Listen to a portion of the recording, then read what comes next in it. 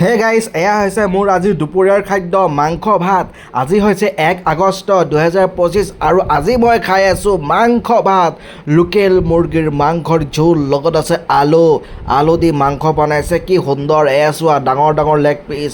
Local মুৰ্গী বাৰু অলপ ডাঙৰ থাকে, ব্ৰইলাৰততো তামাম ডাঙৰ থাকে, কিন্তু মই ব্ৰইলাৰ নাখাওঁ দেই গাইজ।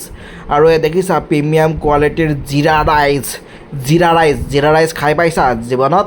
হা গাইজ, চোৱা কি সুন্দৰ মাংস, টেষ্টি খানা। আৰু এই বস্তুটো, এই মালটো মই বহুত বেছি ভাল পাওঁ দেই গাইজ, তামাম টেষ্টি হয়।